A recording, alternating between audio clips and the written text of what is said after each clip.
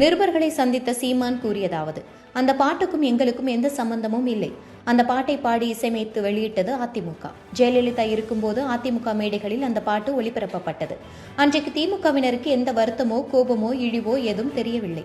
அதை நாங்கள் திருப்பி பாடும்போது கோபம் வருகிறது. அவதூறு பேசுவது, அசிங்கமான அரசியல் பேசுவது, இவற்றின் ஆதித்தாய் திமுக தான்.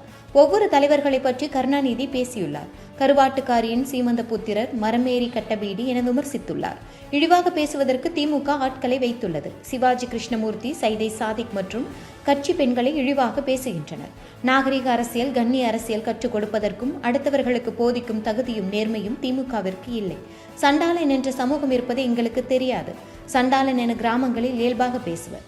சினிமா படங்களில் பாடல்கள் வந்துள்ளன. சங்க இலக்கியங்கள், மந்திரங்கள், கந்தசஷ்டியில் இந்த வார்த்தை பயன்படுத்தப்பட்டு உள்ளது.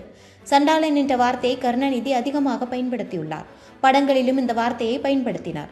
கருணாநிதி முதல்வராக இருந்தபோது சேது சமுத்திர திட்டத்தை அதிமுக எதிர்த்ததற்காக அந்த கட்சியை சண்டாளன் என்ற வார்த்தையை பயன்படுத்தி விமர்சித்தார். சண்டாளன் என நாங்கள் பாடவில்லை. அதை எழுதி வெளியிட்டது அதிமுக. அப்போது எங்கு சென்றீர்கள்? காதில் பஞ்சு வைத்து படுத்துக் கொண்டீர்களா? இவ்வாறு சீமான் கூறினார்.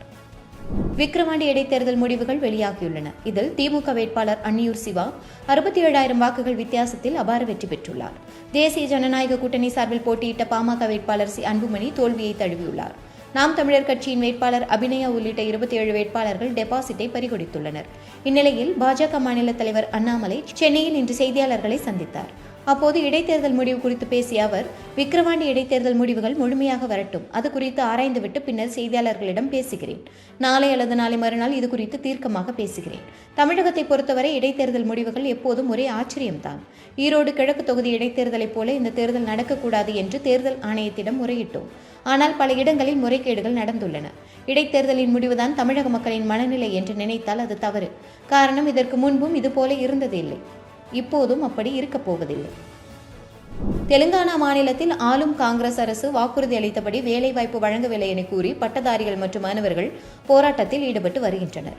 இந்த நிலையில் பாஜக மாநில செயற்குழு கூட்டம் நடந்தது. இதில் அந்த மாநிலத்தின் மூத்த தலைவர், மத்திய உள்துறை இணை மந்திரி பண்டி சஞ்சய் கலந்து கொண்டார். அவர் பேசியதாவது: பாஜக ஆளும் மாநிலங்களில் வேலையில்லா திண்டாட்டம் பரவுகிறது என்று பேசும் ராகுல் காந்தி ஐதராபாத் உஸ்மானியா பல்கலைக்கழகத்திற்கு சென்று மாணவர்களுக்கு வாக்குறுதி கொடுக்க முடியுமா? நான் சவால் விடுகிறேன். உஸ்மானியா பல்கலைக்கழக மாணவர்களை சந்திக்க ராகுல் காந்திக்கு தைரியம் இருக்கிறதா என கேட்டுள்ளார். நாம் தமிழர் கட்சிக்கு டெபாசிட் காலி. ஒரு தொகுதியில் பதிவான ஓட்டுகளில் 1/6 ஓட்டுகள் பெற்றால் மட்டுமே வேட்பாளர் செலுத்திய டெபாசிட் தொகை திரும்ப கிடைக்கும். விக்கிரவாண்டி தொகுதி இடைத்தேர்தலில் பதிவான ஓட்டுகளை எண்ணும் பணி இன்று நடந்தது.